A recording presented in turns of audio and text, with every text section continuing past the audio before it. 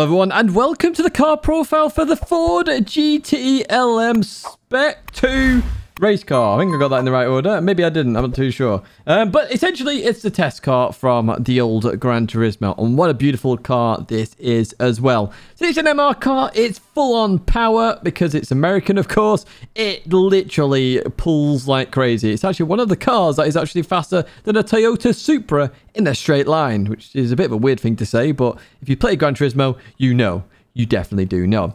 So with this car, you short shift, which is a bit weird. It is supercharged, of course. And essentially, Ford have 4 cars in Group 3, and we'll be trying all 4 of them at some point. So with this car profile, what we'll be doing is some new extra features in there. So if you are interested in the car profiles, what we do is we test the car out, we compare it against all the other cars we've done, which is only 1 at the moment, and we see where it stacks up. Does it need a buff? Does it need a nerf? And so on and so forth. Now, there are 3 tracks we do this at. We've got a low speed, a medium speed, and a high speed track. Let's jump to the low speed track first of all then, as we jump to Laguna Seca, which is where we're going to go for this one. There you see the Ford GT LM Race Car Spec 2 down in that bottom left hand side. As we come into here, so we're in 2nd gear for this one. I'm going to show you my fastest laps, but remember, with the car profiles, we actually take the optimum lap. Now, something new for the video, we're going to have sector times. Yes, the fastest car on this circuit that we've done so far, the Audi R8 LMS, and that's got a 21.892. We are 1.5 tenths down in that first sector. So already we're seeing a bit of a weakness here in the car as we head towards the next corner then. Sector 2, we are looking for a 58-second dead in terms of Sector 2, but we'll see when we get there. Through the left-hander, this car, very stable in terms of a car, actually. It's one that I would say you can try out for sure because stability is good. There's a little bit of power oversteer in 2nd gear, but other than that, you're golden. The one problem it does have is understeer. Now, you're going to see that as we go through this video. So we're going a little bit deep here into the corkscrew. We still manage it okay. As we go down here, we're now nearly half a second down on that Audi R8. That is significant. Absolutely significant then as we go into the penultimate corner then and head towards the final one then as we head into the braking zone. We get it turned in there. Going to boot out of it as quick as possible. Head towards the line then. We're looking for 121.795 in terms of that Audi R8. But as we head towards this line, we're in fact in the 22s there and 6.5 tenths down. Hugely significant there in terms of lap time. But remember, we look at optimums, not fastest laps. And that is what we're going to do next then. So we're going to load up a table. We'll show you where it stacks up versus the Audi R8. How far off is it? Well, it's around that 7/10th mark, even in the optimum time there. So the Ford comes in 2nd at the moment. Obviously, this is going to build up as we go through the cars. As we do beat the meta, we then do the car profiles. So to the medium speed circuit then, which is Suzuka, as we head towards turn 1. Now, I was suffering with actually understeer into turn 1. The car's very stable compared to the Audi. That is a given when I did this. However, it's the understeer. So I want to brake as late as possible, but then the car will just understeer. Very, very, very tricky. We'll pull up the graphic then. So that's what we're doing versus the Audi, the 33.498. And I couldn't really call this one, to be honest with you. If you're wondering why we're doing the medium speed, low speed, and high speed, because there are 3 bops in the game, although we've only used really 1 in terms of it's the same across all of them. Going through the first sector then, we're 4.5 tenths down in 1 sector alone. Yeah, and this is our fastest lap, remember. So that is significant. That really is significant as we head now towards Daytona 1 and 2. So through there we go and in towards Daytona 2. Car was very stable through here. Had no issues at all on exit at all through Daytona 2 as we cross there. Now we're 6 tenths down. 6 tenths! My word, that is significant. So this car looking like it's struggling a lot. Now, when I did beat the meta with this car, which I will link at the end of this video, I did find it did struggle on corners. I really did find it did struggle on corners. So far, with the low and the medium speed, so far, we are seeing that it is struggling on the corners. So we head up towards Spoon then. And what I found as well with this car, braking.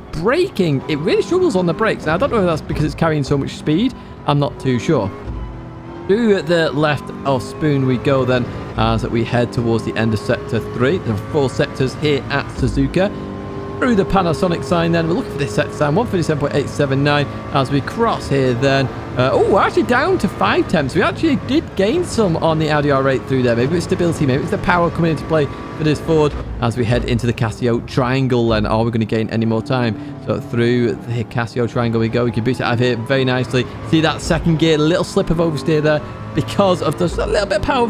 In third gear, it's absolutely fine, which is why I use third gear mostly there. And we finished 7.5 temps down there. So we did lose another 2 temps there in that final sector. So quite significant there in terms of time loss versus the Audi R8. Once again, we look at optimums, not fastest. I'll just compare the fastest there for you so you've got a bit of a reference. Only 6 temps down on the Audi in the end. So a little bit smaller of a gap compared to the 7 temps. But that's still significant there. That's a big old gap. Definitely need something happening there in terms of this. For the high-speed track, then, we go to Bathurst here in the Ford GT LM Race Car Spec 2. I'll get it all out there as we go through the left-hander and boot it on out of here. You notice I'm in third gear. If you remember in the other car, the Audi, I was doing a bit of a short shift and then upper gear for stability reasons. Right, we're going to head towards the end of sector 1. We're looking at 19.165 here as we cross this sector time here. And yeah, oh yes, folks, we are purple there. We are 100th of a second up on the Audi R8 then as we go into this lap. We've got a purple lap here, folks. Let's see what happens as we continue on through this lap then as we head up the mountain. Again, very stable car. Did struggle a little bit here in terms of understeer. Hard to get right. I did get it right on this lap though, which is nice. As I say, I'm showing you the fastest lap as we head up the mountain then. Going to go towards that left-hand side, then back across here. I do have to lift slightly there because of that understeer as we continue over the mountain there. Going to go down this dip then through the left-hander. A slight lift again as we go through here. Just managing that understeer a little bit then as we go over here. Again, I struggle with the weight shifting up on the car as we went through there. So we're going to head down here then. What's the time looking like? 6 tenths of a second. What on earth? Wow, we are miles up here on the Audi R8 then as we go into the left-hander then. Through we go, continuing on out of that. 6 tenths. What's going on there? 6 tenths of a second up. As we head into Forest Elbow then, slowing the car down nicely. We short shift to third then, continuing out of there. Avoiding that second gear, oversteer, slight tap on the barrier there. Now, in terms of shifting in terms of the gear indicator, it's just after the gear indicator where you shift in this car. Anything higher, you lose out on sort of the power that the car's got. I'm assuming the supercharger helps there. Heading towards this sector then, we are 9.5 temps up. What's going on here then? As we head into the chase and we go to 9.5 temps. What's going on here? We're purple as we go through here. So we're looking like we are going to be purple at the end of this lap then. As we continue on through there, very much more of a power circuit, so I do expect this car to perform here. But again, why aren't we using the high, medium and low speed bops here? Because the Ford is way off on the first 2 tracks, but apparently here it's way up. That doesn't make any sense, and it really shows that the bot really isn't performing very well at all. We finished nearly a second up on the Audi R8 there. Unbelievable stuff there in terms of lap time. Right, we do look at optimums again though. I did talk about that earlier. So what we're going to do, well, we're going to jump to those optimum leaderboards. What's looking like here? So a 7/10 gap there. So the Audi's looking like it's struggling again with that oversteer, and we did see that in the car profile as well. I'm going to look at, see if I can look at giving you an idea of risk indicator of driving a car in the future. Right, we get to this then. So top left is the maximum rev in terms of gear change, even though it's not on the performance. Right is quarter shift, and at the bottom is fuel map and quarter shift, because remember, if you are using the fuel map, you are already short shifting. We know fuel map is worse, or so we feel. Anyway, we're going to head towards the 2,500 meter mark, because that is pretty much the end of the longest straight here, and the whole idea here is to see what kind of fuel consumption the cars are getting. Okay, so we're going to head towards that line then, and then when we hit the marker, it's going up right now. We're on 28% on that top left hand side, with the top right still to go. But as we're going to advance in a second to that top right, you can already see it's at 43%, so we've definitely saved some fuel with that quarter shift. But it's all right saving fuel. We've dropped just to 42% there. The whole idea of this test is to actually see the performance drop as well. Because, yes, cars can save by doing that short shifting. However, if they have a huge performance drop, it's not really very good. So we jump towards the final one then, where we cross the line there at 55%. So we did save nearly double there by using fuel map and the quarter shift in terms of top versus the bottom. And you can see that comparison all there. You know, we're going from 28 to 42 to 55. So we've got some leaderboards this week. We didn't have it last time on the car profile. I've now built these up for you. And as we go into this one then, you can see the Ford GT Spec 2, when a quarter shift is done in terms of the test, is actually higher than the Audi R8 LMS, which is very interesting indeed. Because that's showing that even with the fuel saving there, quarter shift, it actually saves more fuel than the Audi R8 and actually doesn't, while it loses some performance, doesn't actually lose as much in the grand scheme of it. Very significant, that test, and that shows that the Ford can fuel save very nicely indeed, which is a surprise to me versus the Audi R8. We'll have to see as we go forward whether that continues to be the case. And look at the quarter shift versus the fuel map 1 there.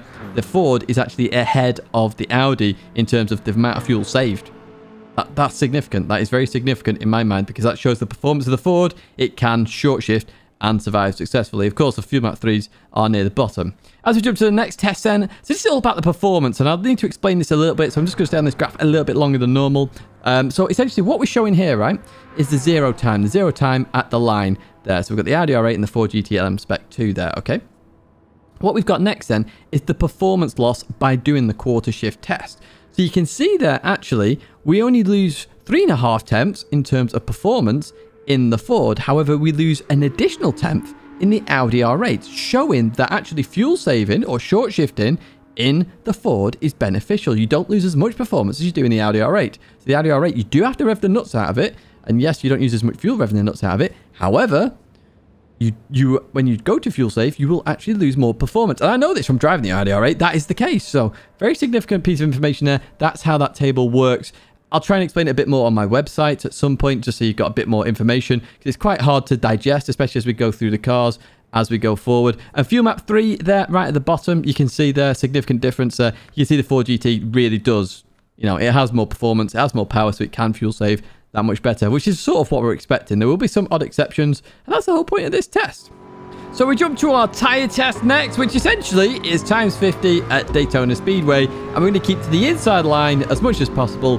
And basically we're going to time until how long, or essentially how long the tyres last. So once the first tyre runs out of that tyre wear, that is the time we take. And that gives us an idea whether the car uses a lot of tyre or doesn't use a lot of tyre. We don't include braking and turning in there because it becomes very much player-based then suddenly very quickly. The whole idea is to try and get a rough estimate whether a car is good on its tyres or not so good on its tyres. So we head towards the line then, and we're about to hit towards the end of that tyre, that right rear tyre. Obviously, an MR car is going to use more than an FR car, and I do need to look at that test. But there we go. We finished there. In terms of times, we actually did 2 full laps this time. Now, if you remember to the previous car profile, we didn't make 2 full laps, so I can always tell you it's much better in this car. But as I say, I do need to look at the FR test, because potentially all the FR cars are going to be towards the front, so maybe I need to come up with an understeer test. As I say, we'll test it out and we'll see where we go from there. There may be 2 tyre tests coming in the future. Right, here we go then. There's the results of that test. So you can see the tyres lasted 12 more seconds on that times 50, which is a lot, actually, to be honest with you, as we then look at the summary and the overall lap times there as well. So in the grand scheme of it, the Audi is still half a second ahead of that Ford, even though the Ford absolutely demolished it at Bathurst. It really, really, really did.